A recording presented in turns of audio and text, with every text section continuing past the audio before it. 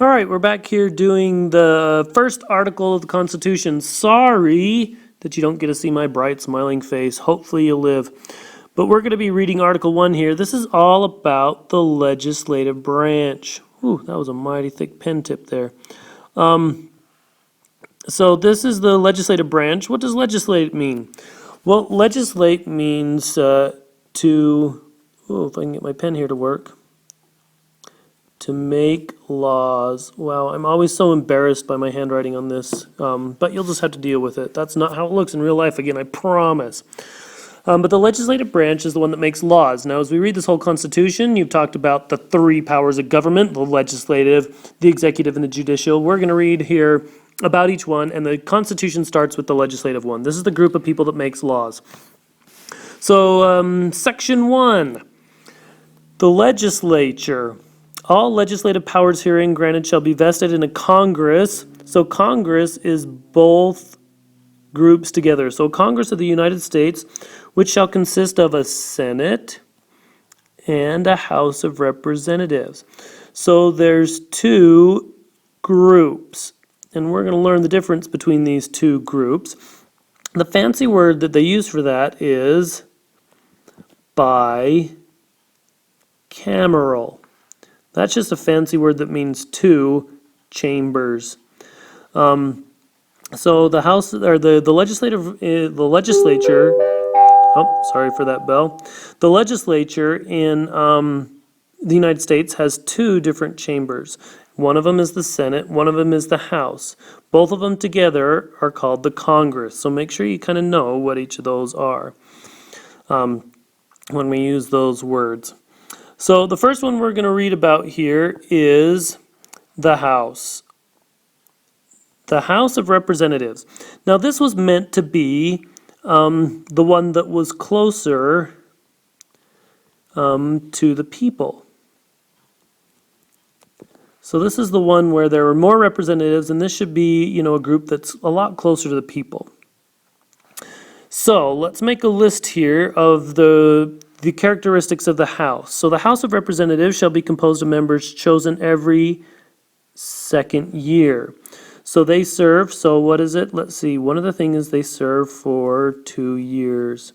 So these ones are supposed to change a lot. In fact, every election we have, even when it's not a presidential election, every 2 years, we elect new representatives. So these ones should change a lot. These are the very fluid ones. These are, they're supposed to come in, make some rules, and then go back home and be normal people again. That was the idea.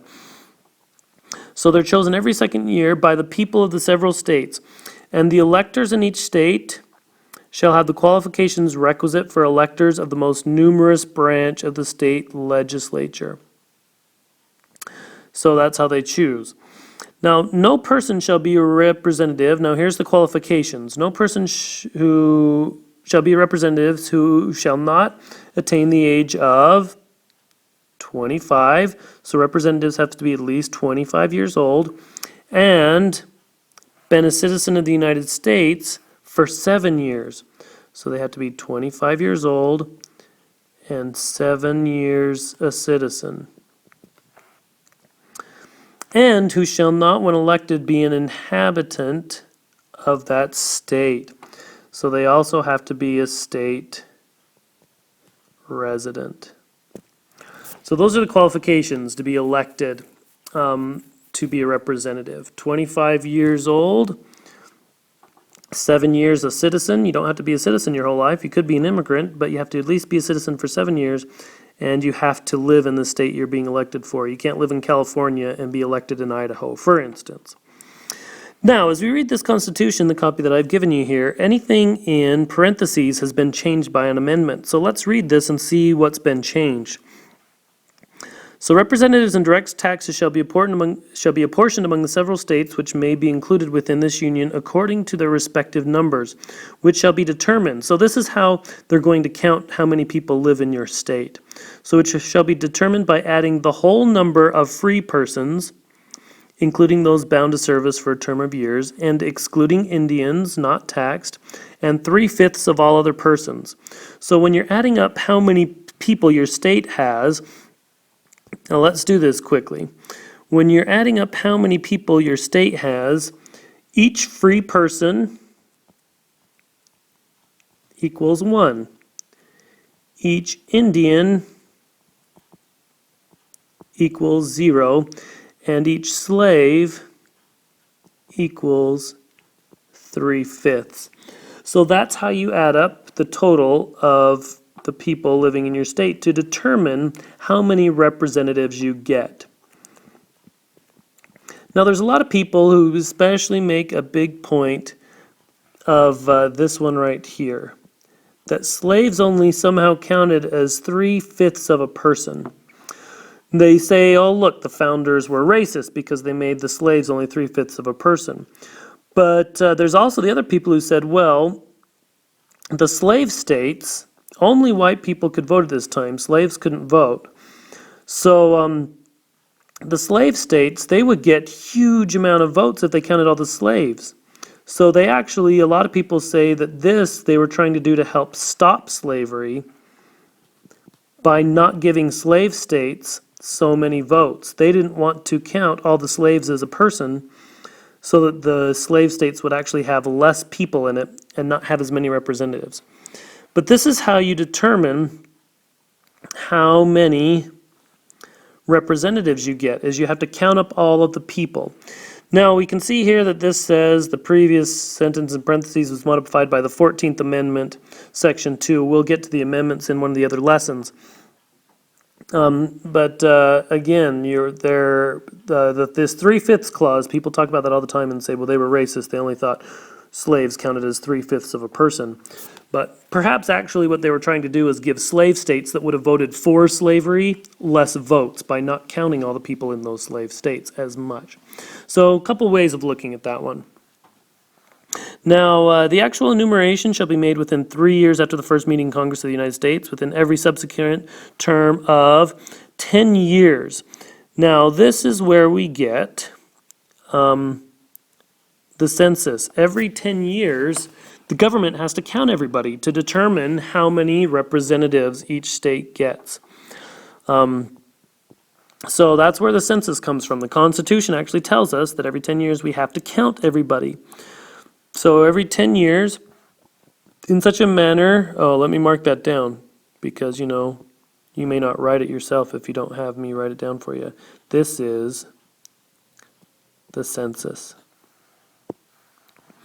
In such a manner as the law shall direct, the number of representatives shall not exceed 1 for every 30,000, but each state shall have at least 1 representative, and until such enumeration shall be made, the state of New Hampshire shall be entitled to choose 3, Massachusetts 8, Rhode Island and Providence, Plantation 1, Connecticut 5, New York 6, New Jersey 4, Pennsylvania 8, Delaware 1, Maryland 6, Virginia 10, North Carolina 5, South Carolina 5, and Georgia 3.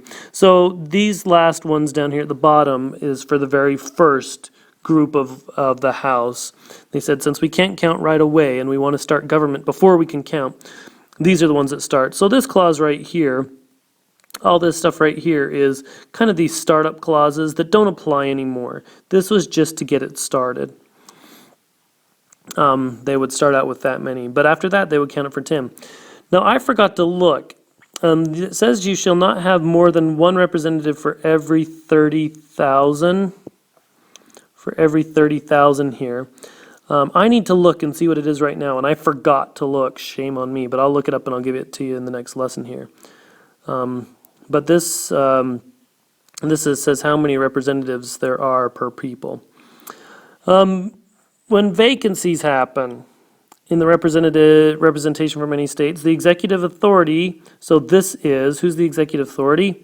This is the governor. I don't know if I can write it in here. Governor. The executive authority thereof shall issue writs of election to fill such vacancies. So the governor of each state gets to decide when is there a new election to choose a new representative. And this happens if there's a vacancy, if somebody resigns or dies or is removed from office.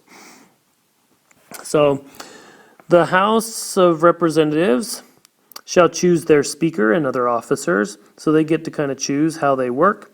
And shall have the sole power of impeachment. What is impeachment?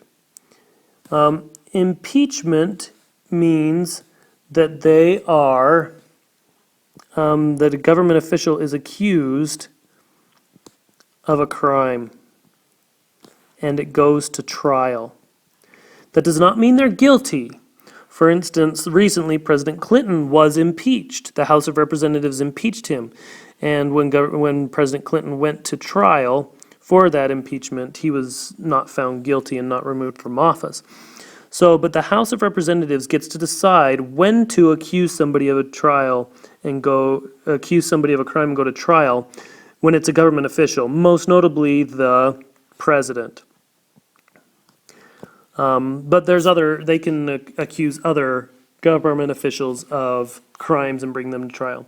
So make sure that you remember that it's the House that can accuse them of crime. But impeachment does not mean they're guilty. It just means they're accused, and then they will have to go to trial to see if they need to be removed from office. That's the only thing, if they are guilty, that's the only thing impeachment can do is remove from office. That's the power of impeachment.